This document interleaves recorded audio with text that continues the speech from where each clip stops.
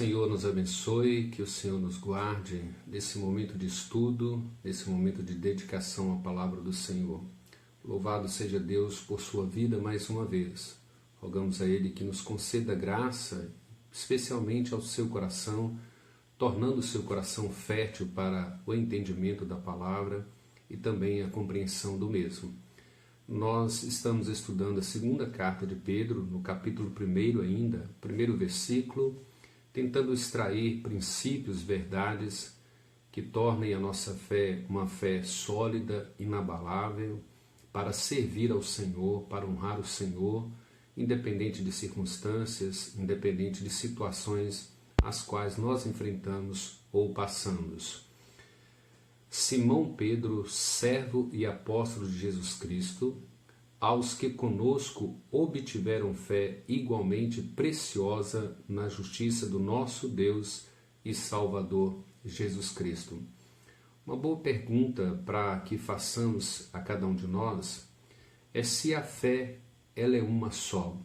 Será que a fé ela é única no universo? Todas as religiões têm uma única fé. Essa fé é genuína, ela é autêntica, ela é verdadeira. Se existem mais do que uma fé nesse universo. Pedro nos chama a atenção aqui a respeito da fé dos apóstolos, né? Ele diz a expressão, aos que conosco obtiveram fé igualmente preciosa na justiça do nosso Deus e Salvador Jesus Cristo. Vejam que eles receberam uma fé que era a mesma dos apóstolos. E quando ele fala de fé, a fé, em alguns textos da Escritura, ela pode significar o contexto de toda a Escritura, como corpo doutrinário, que é a fé que uma vez foi entregue aos santos, como nós encontramos na carta de Judas. Então, quando ele fala dessa fé que foi entregue uma vez aos santos, ele está falando de toda a Escritura, de toda a sua totalidade, de todo o arcabouço doutrinário, de todo o conteúdo da Escritura. Contudo, aqui Pedro está se referindo a uma fé mais subjetiva, é aquela fé que eu experimento. É lógico que eu fundamento essa fé subjetiva nessa fé objetiva, que é esse corpo doutrinário, que é toda essa Escritura. Essa fé que Pedro diz que nós obtivemos com ele, ou que seus leitores obtiveram com ele, está fundamentado nesse corpo doutrinário da fé dos apóstolos. Essas verdades que os apóstolos ensinam, que eles pregam, e nós também cremos na mesma verdade que eles. Contudo, ele está dizendo, obtiveram fé igualmente preciosa, fundamentada na justiça do nosso Deus e Salvador Jesus Cristo.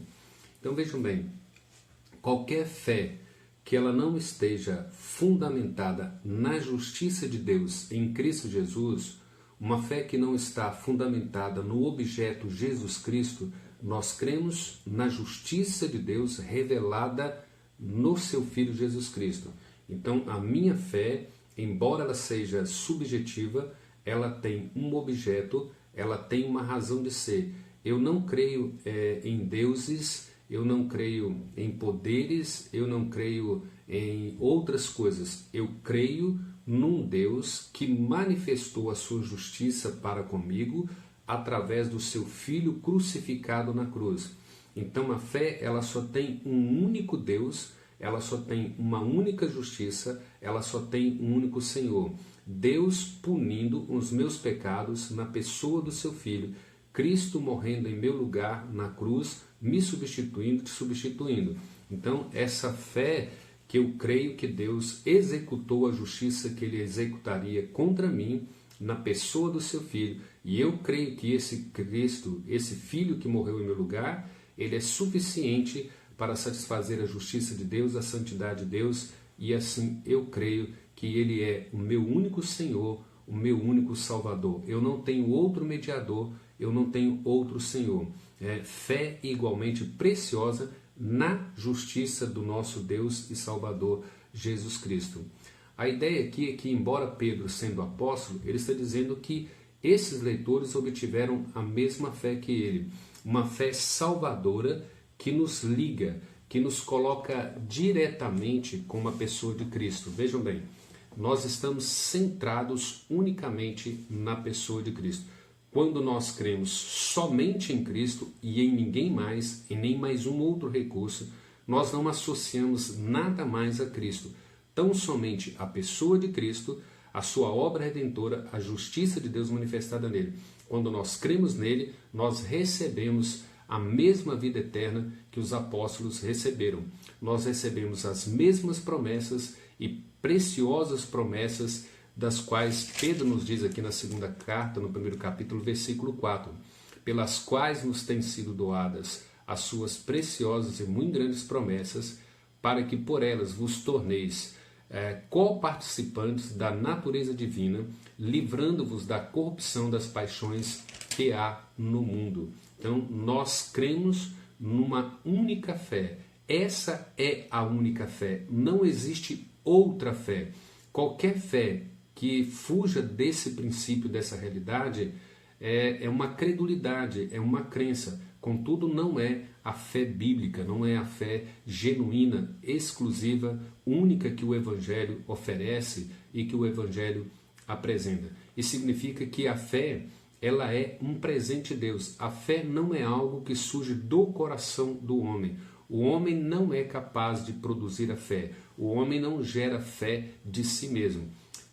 Nós precisamos entender que nós obtivemos uma fé que é dada pelo próprio Deus. Essa fé, ela não pode ser obtida devido ao seu esforço, ao seu mérito, à sua inteligência, mas ela é dada a nós como dom exclusivamente da dádiva de Deus, da graça de Deus, de um Deus soberano que decide livremente, por livre e espontânea vontade, nos doar essa fé, como nós encontramos em Efésios capítulo 2, versículo 8 e 9, que diz que porque sois salvos pela fé mediante a graça, e isto não vem de vós, é dom de Deus, para que ninguém se glorie. A verdade é que, em nossa condição de naturalmente mortos espiritualmente, estando nós mortos em nossos delitos e pecados, nós podemos ouvir o Evangelho, nós podemos ler a sua palavra, mas nós jamais entenderemos essa fé,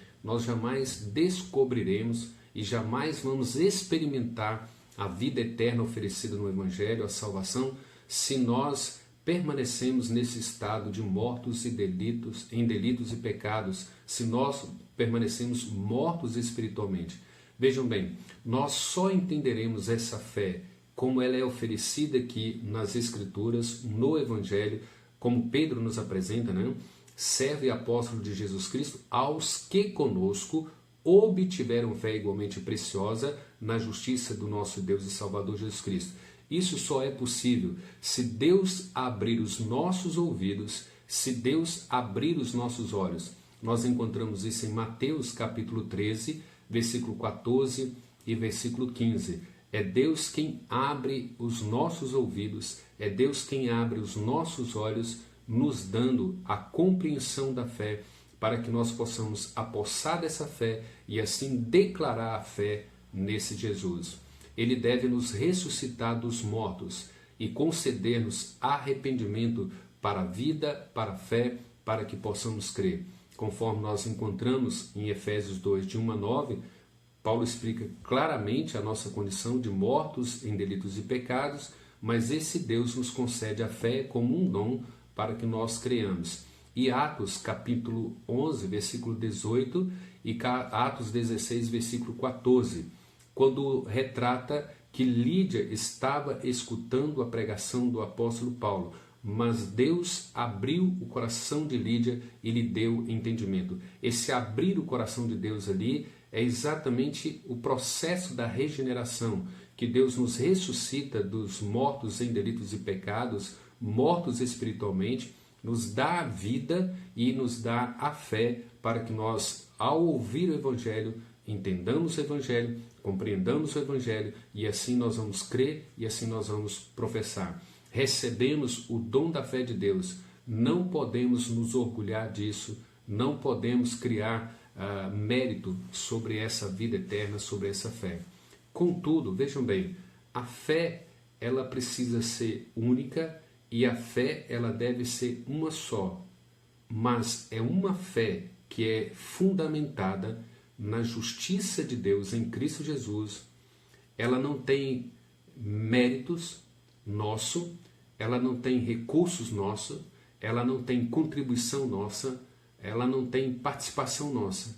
A fé genuína, a fé que é única e exclusiva, conforme as Escrituras, ela é um dom de Deus e Deus concede a quem lhe apraz. É Ele quem abre os olhos, é Ele quem abre os ouvidos, é Ele quem ressuscita de mortos espiritualmente e nos dá vida para que nós entendamos, creiamos e assim venhamos professar a fé.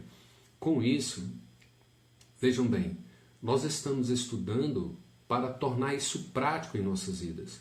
Nós que obtivemos essa fé única, exclusiva, genuína no Evangelho, nós precisamos testemunhar essa fé, nós precisamos testificar essa fé e nós precisamos proclamar ao mundo a respeito dessa fé.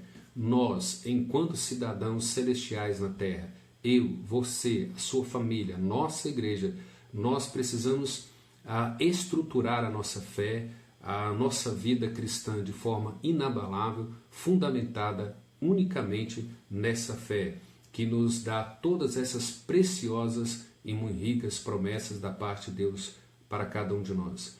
Estruture isso na sua mente. Procure entender isso à luz da iluminação do Espírito Santo. Deus abra o seu entendimento, Deus abra os seus olhos, os seus ouvidos, para que isso se torne realidade em você e para que você viva isso no modo prático, diariamente na sua vida, honrando a Deus e glorificando a Deus. Deus te abençoe, Deus te estruture, Deus te fortaleça. Lembre-se, há uma única fé, só existe uma única fé autêntica, genuína e verdadeira. Que Deus te abençoe. Um abraço e até mais.